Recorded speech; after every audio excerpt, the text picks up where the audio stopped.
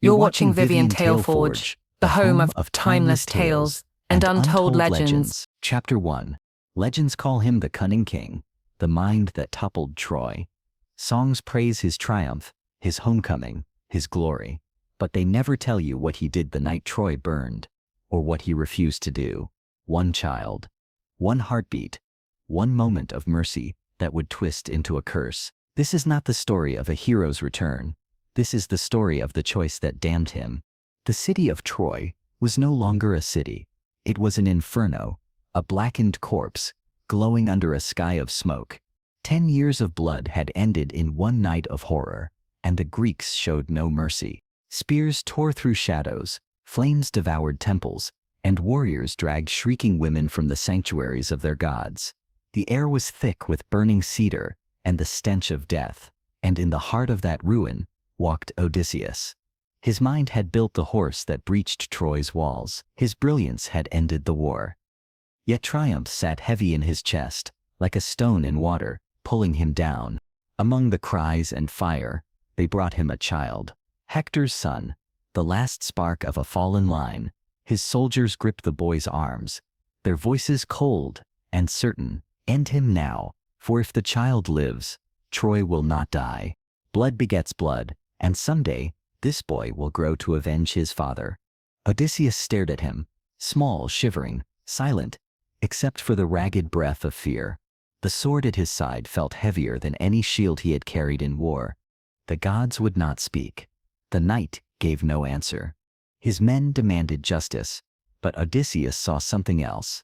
A face too innocent to hold hatred. A face that mirrored another, his own sons, waiting far across the sea.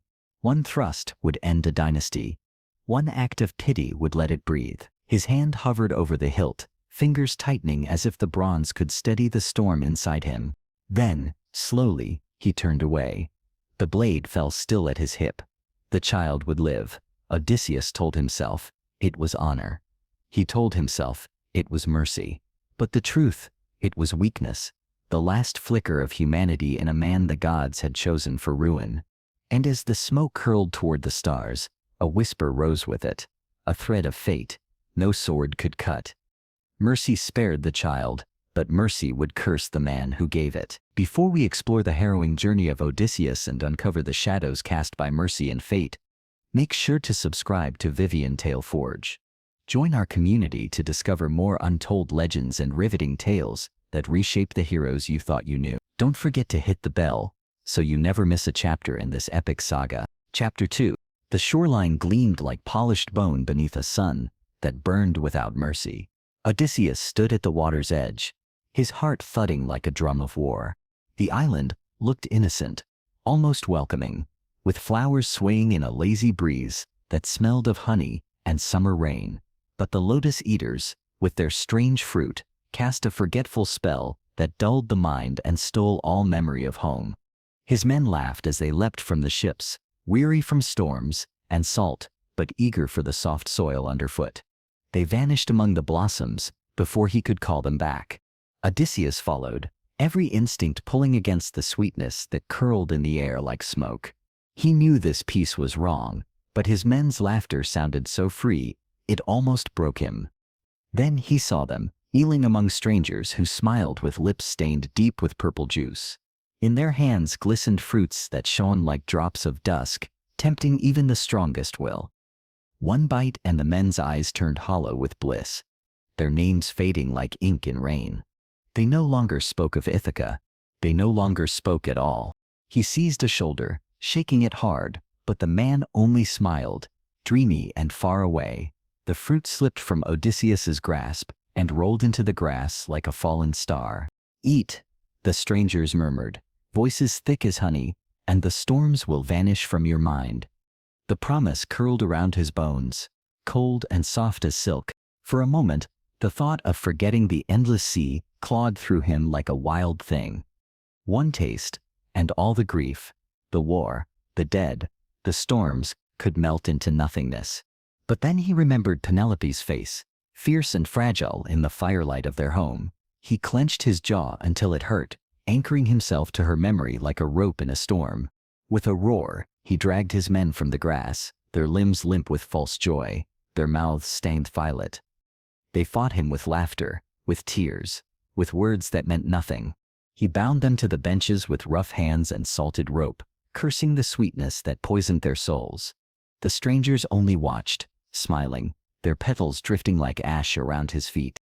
As the oars cut into the sea, Odysseus stared back at that gentle shore, his wrath ragged with rage and longing. Already, he learned the cost of hope. To resist forgetting meant to carry pain forever. Chapter 3.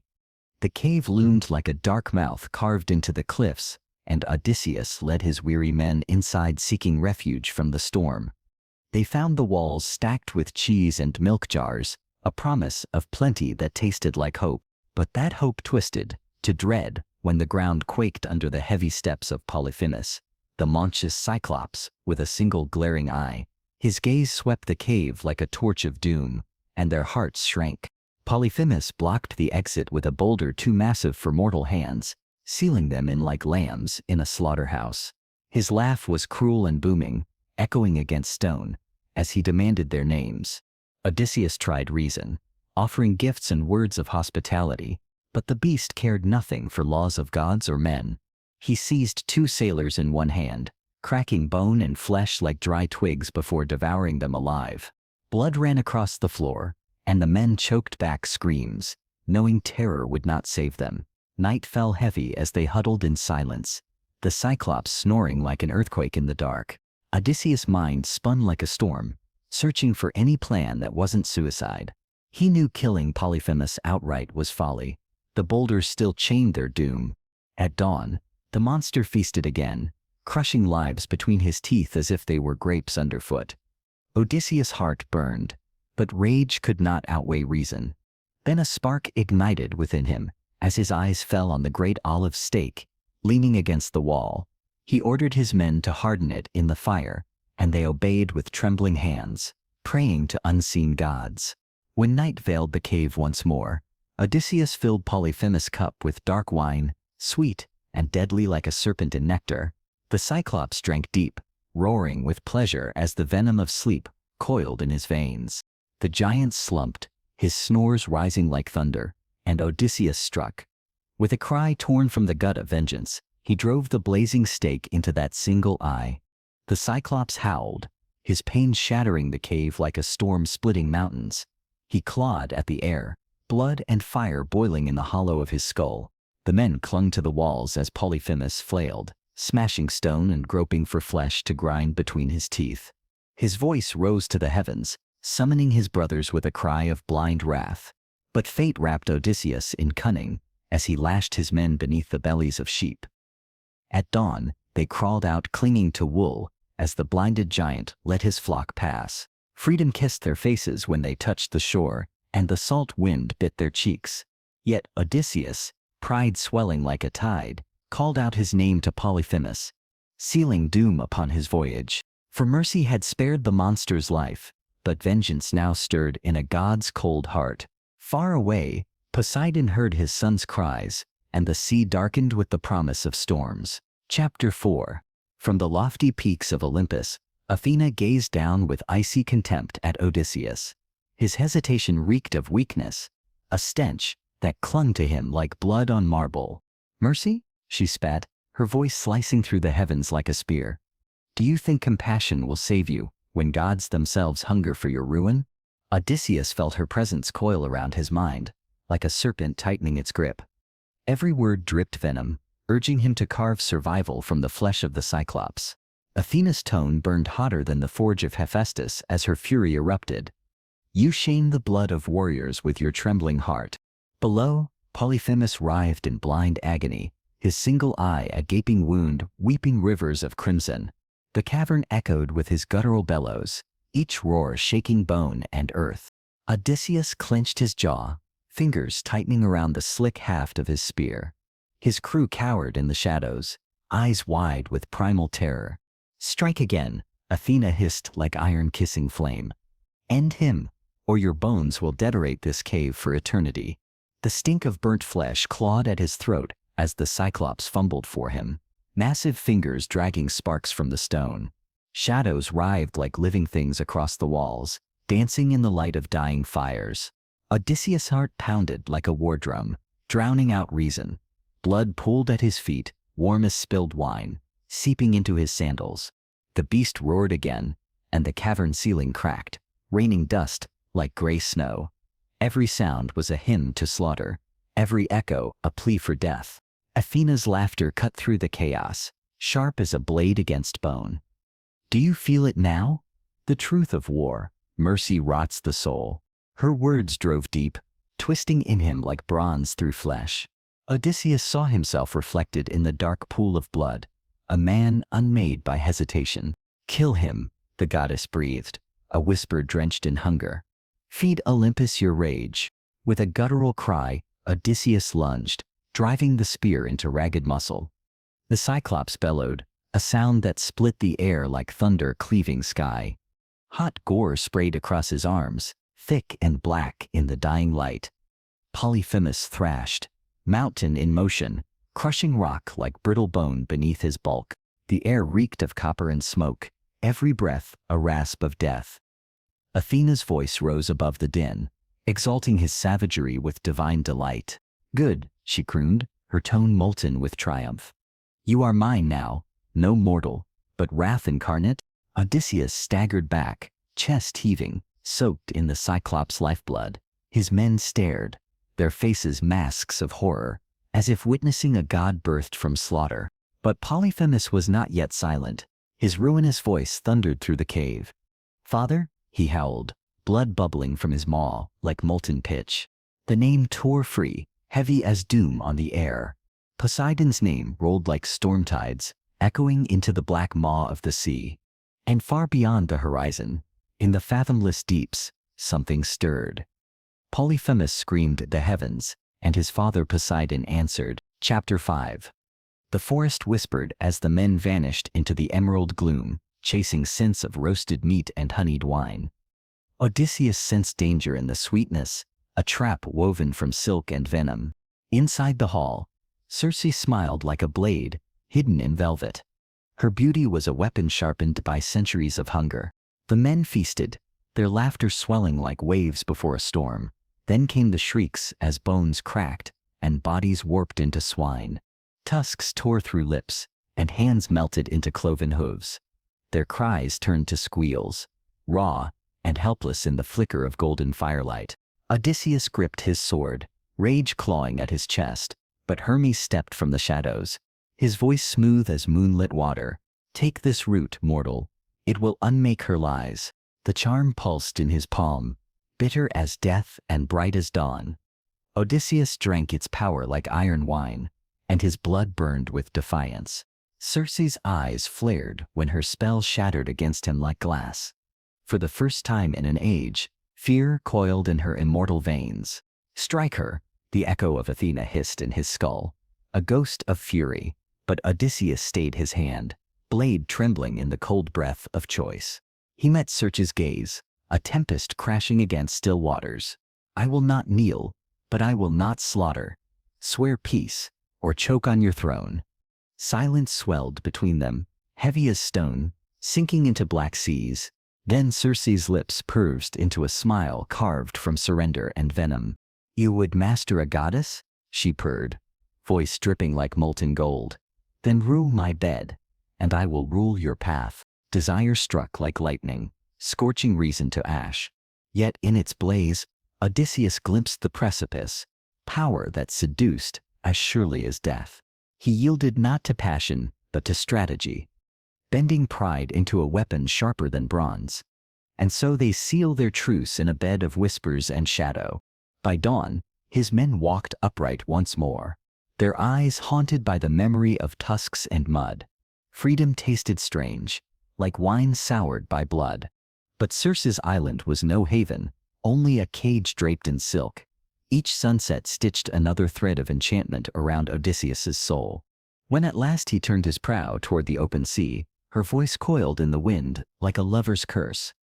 Go then, but know this, even gods will feast on your grief. And as her island bled into mist, Odysseus felt the weight of unseen chains clinking in the dark. For every mercy given was another blade at his back. Chapter 6. Before his despair consumed him, another shade stepped forward. Tiresias, the blind prophet of Thebes, drank the blood. His mouth opened with prophecy, like iron. He spoke of suitors devouring Odysseus's home, and betrayal festering among kin. He warned of storms sent by Poseidon, and cattle sacred to the sun. He told of a bow only one hand could draw, and of slaughter drowning Ithaca in red. Loneliness, he said, would be Odysseus's truest companion. He would return, but find no peace in victory. The prophecy was not a map, but a curse. Triumph was ash, and every step forward bled with loss. The ghosts clawed closer, eager for blood. Their eyes were bottomless, their mouths begged for release. His men screamed for him to flee, but Odysseus lingered. Duty chained him, even as fear hollowed his chest. Then came Achilles, once the greatest warrior of the Greeks, now a restless shade heavy with bitterness. He said glory was a lie, and he would rather serve as a slave among the living than rule the dead. It was a truth that shattered Odysseus. If glory was hollow, what had all this blood been for? Chapter 7. The sea lay quiet, as though it too held its breath. Ahead waited the Isle of Voices, the sirens, whose song had broken countless sailors.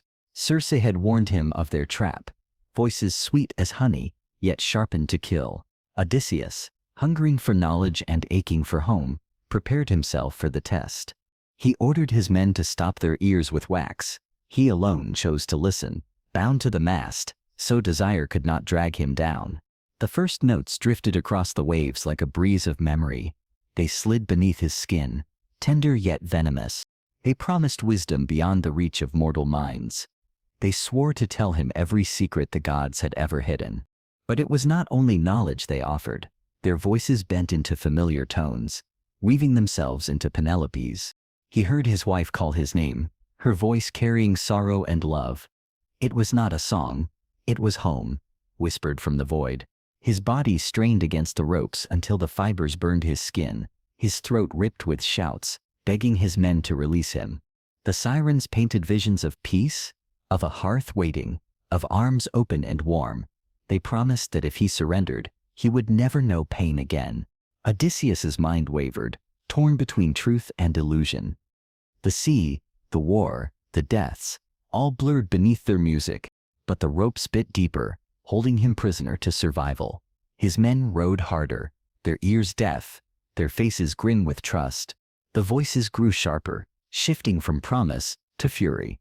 They screamed as the ship slid past, their beauty shredding into rage.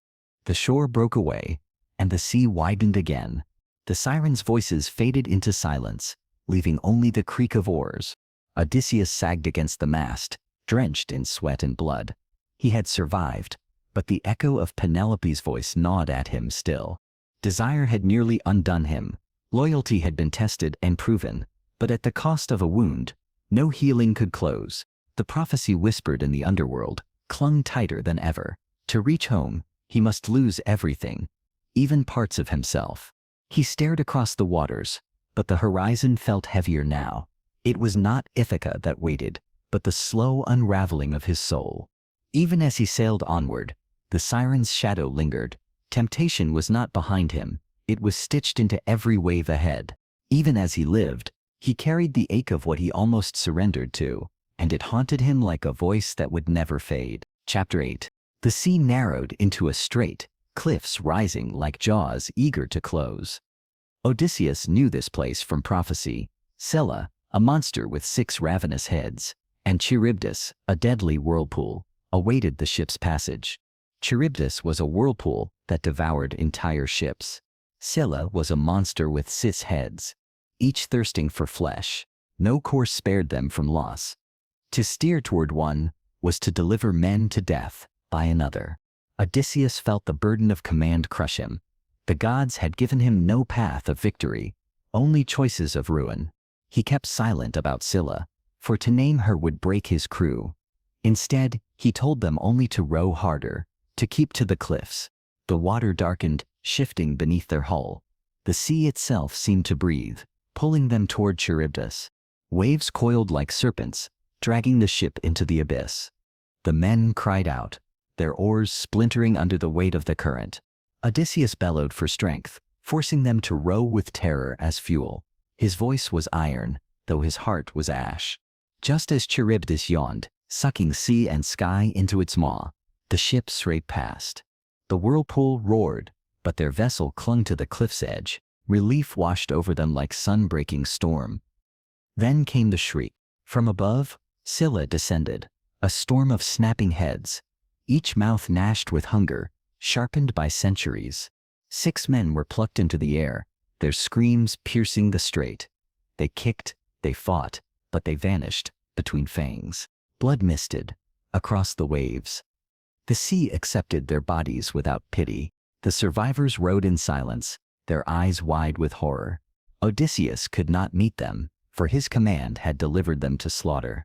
He had chosen which monster would feast. He had bartered lives to spare the many. Yet the men did not thank him for survival. Their silence accused louder than words.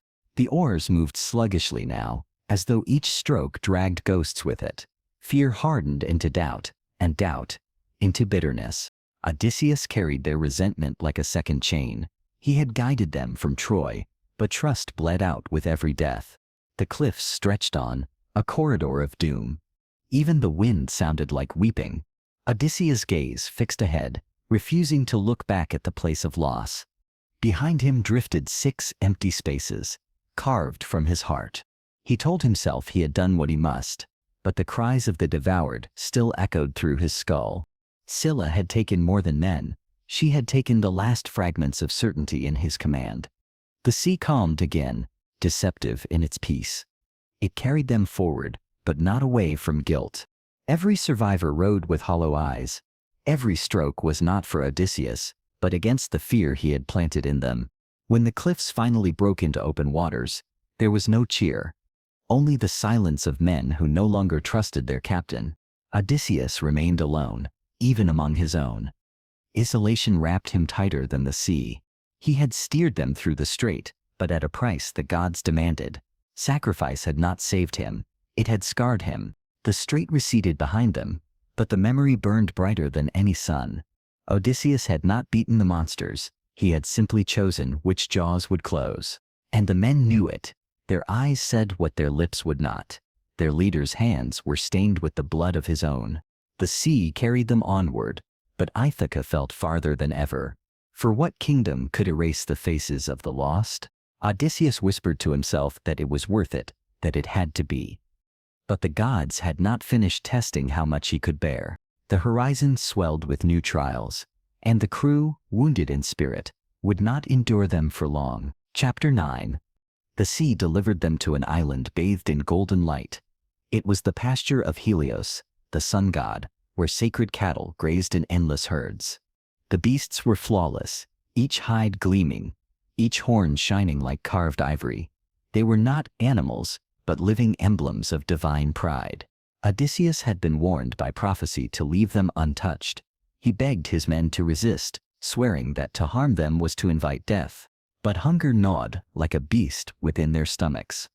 Supplies had rotted, and the ocean had yielded little. For weeks storms pinned them to the island, a punishment of waiting. The men grew hollow-eyed, their trust in Odysseus thinned by Scylla's screams. At first they obeyed, surviving on scraps and roots. But desperation twisted loyalty into rebellion. Odysseus prayed to the gods for strength, yet even prayer withered in his mouth. The silence of Olympus felt like mockery. One night, while he slept in exhaustion, his men rose in secret. They kindled fire, and a fire became betrayal. With trembling hands, they slaughtered the cattle of the sun. Blood hissed on the stones, rising like incense to a furious heaven. The meat was roasted, its scent thick with doom. The men ate with the frenzy of wolves, their mouths red with stolen divinity. When Odysseus awoke, the crime was already carved into fate. He saw the bones scattered, and his heart shattered with them. He cursed them, but curses could not undo what was done. The gods had already seen, and their judgment would be swift. The sky darkened without warning, clouds twisting into coils of black, thunder cracked. a voice louder than any mortal plea. Zeus had watched, and Zeus had chosen retribution. He loosed a storm that shattered sea and sky alike. Winds screamed like the dead rising from the underworld. Lightning cleaved the mast, splinters burning as they flew. The ship buckled, planks torn apart like fragile bones. The sea swallowed men whole, dragging their defiance into its depths. One by one, voices were silenced beneath the waves.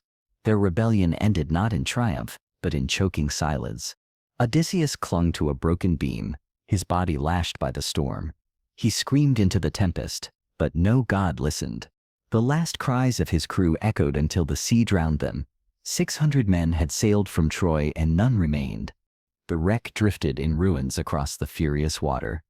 Odysseus alone floated, a fragment of will amid the ruin. His men's faces rose before him, their betrayal heavy as stone. Yet grief found no place, for survival devoured all. The sea mocked him, offering no mercy. Each wave struck like a hammer, testing whether even one man could defy Olympus. Odysseus had lost everything but breath. He held to it as if breath itself were treasure greater than kingdoms. The storm raged for days, scattering wreckage across endless waters. But the sea could not finish him, no matter how it clawed. He drifted, stripped of command, stripped of company. He was no longer captain, no longer king, only a shadow clinging to wood. Poseidon had vowed to break him, and Zeus had cleansed the sea of all others. Yet still, one man endured. Odysseus' arms ached, his skin tore, but he refused to sink. Isolation had become his inheritance, grief his only crew. When at last the sky cleared, the ocean lay quiet. It was the silence of a graveyard. The bodies of his men were gone, claimed by depths that kept all secrets. Only the living curse of memory remained with him. Odysseus floated into the emptiness of horizon. The gods had left him stripped bare, alive yet ruined. 600 had followed him from Troy, bound by glory and hope. Now the sea carried one broken survivor toward an unknown shore. And in that silence, Odysseus understood his fate. He was not spared. He was condemned. Chapter 10. The waves carried Odysseus to a shore fragrant with blossoms and heavy with green. He collapsed upon the sand, more corpse than king.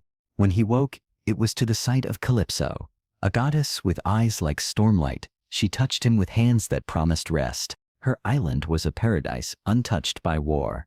Streams sang through gardens, and fruit bent the branches with abundance. She lifted him from the wreck of himself and placed him in her hall. Perfume and song drowned the salt of the sea. For the first time in years, he felt the warmth of a bed. Her lips offered comfort, her arms the illusion of safety. Calypso spoke of eternity, of love without decay. She promised him immortality if he would stay. At first he yielded, too weary to resist. The goddess's embrace was a balm against wounds, both seen and hidden. Days blurred into months, months into years. The sea fell silent in his mind, lulled by the rhythm of Calypso's presence. Yet, dreams betrayed him. Each night, Penelope's shadow returned, her voice soft as if calling across water. Her absence burned hotter than Calypso's touch.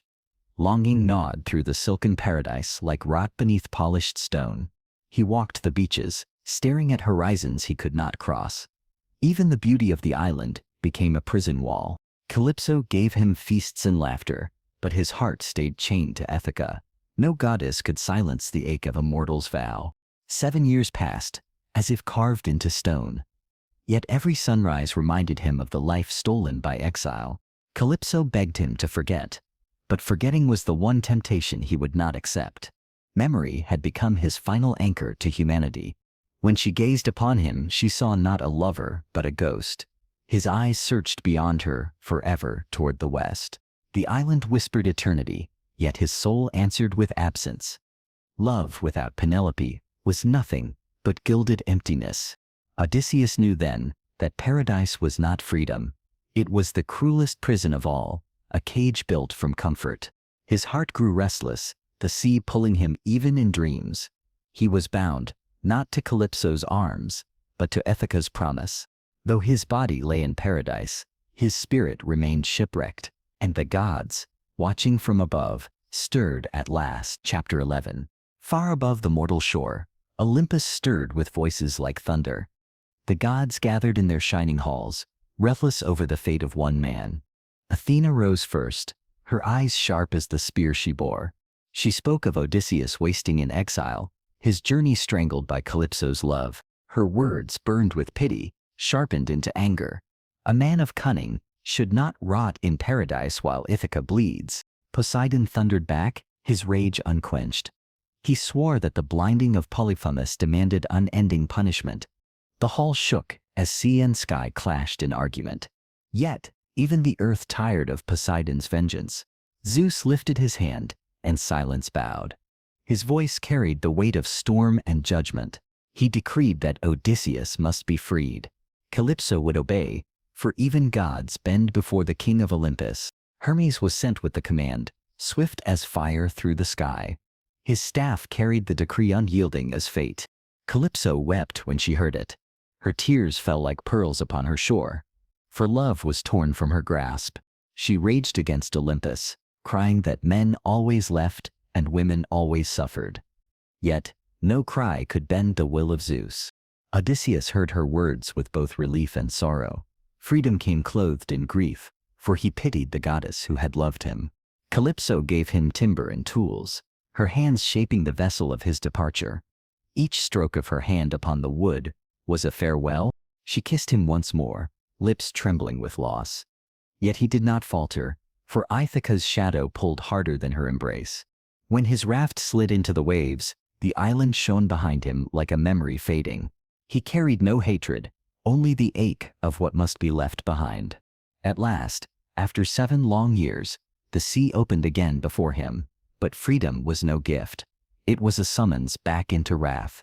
Poseidon still waited, his anger patient as the tide. The god of the sea had not forgotten. He would not forgive. Chapter 12. The sea was calm when Odysseus first set sail from Calypso's shore. Yet beneath that calm, wrath waited like a coiled serpent. Poseidon rose from the deep, his trident gleaming like jagged lightning. The god of the sea would not allow this mortal's escape. Winds screamed from every corner of the horizon. The raft shuddered as if it sensed the vengeance it could not endure.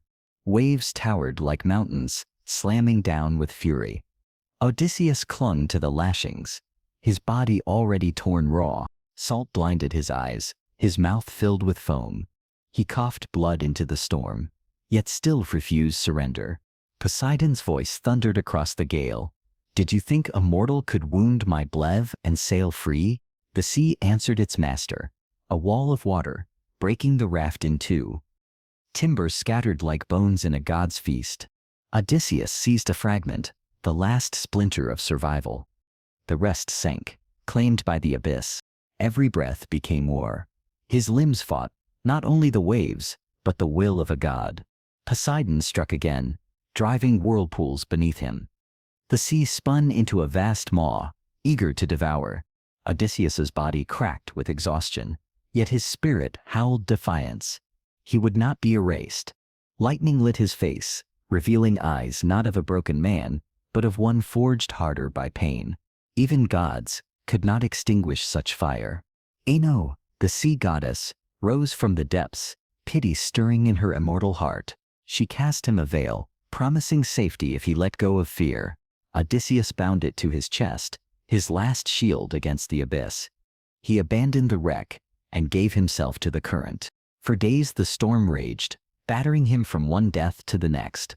His skin tore, his bones screamed, but his will endured. Poseidon hurled waves tall as cliffs. Odysseus vanished beneath them, swallowed by night and thunder. But each time the sea sought to bury him, he clawed his way back. His breath rose stubbornly against the endless. The god's fury became obsession. He raged that no mortal should withstand the ocean's weight. Yet the more Poseidon struck, the fiercer Odysseus clung to life. Defiance itself became his weapon. At last, the storm began to weaken. Even wrath must tire. Even gods must relent. The sea spat him onto the jagged coast of Phaeacia. He lay broken but breathing, a ruin carried from the war of gods. The surf pulled back, leaving him trembling on the stones. The veil slipped from his chest, its purpose fulfilled. Above, Poseidon seethed, denied his final triumph. But the sea could not drown the man who had nothing left to lose. Odysseus crawled into the shelter of reeds, each movement agony. Yet in agony there was victory, for breath remained his. The storm faded, leaving only the hiss of retreating waves. A mortal had survived what should have been divine annihilation. In that moment, Odysseus was no longer merely a man. He was something darker, something that even gods would remember. Poseidon swore vengeance still, but a truth had been carved into the tide. Mortality could be harder than Olympus, sharper than fate. Odysseus slept at last, his body broken, his soul unbroken. The sea for now was silent. Chapter 13. Ithaca lay quiet under the weight of betrayal. Within its halls, suitors feasted on another man's throne. They drank Odysseus's wine, slaughtered his cattle, and mocked his absence. Penelope endured them with patience that hid a blade. Odysseus returned in the guise of a beggar, cloaked in rags and shadows. No man recognized the king who once commanded armies. He moved among them silently, watching their arrogance. Each laugh was a wound, each boast another nail in the coffin of restraint. Penelope, cautious and wise, spoke of a test. Whoever could string Odysseus's vow would claim her hand. One by one, the suitors tried. The bow groaned, but yielded to none. Then Odysseus, still cloaked in disguise, stepped forward. Mockery filled the hall as they jeered at the beggar's audacity. His hands touched the wood, as if greeting an old friend. In a single motion, the bow bent, string taut beneath his grip. Silence fell as the arrow flew.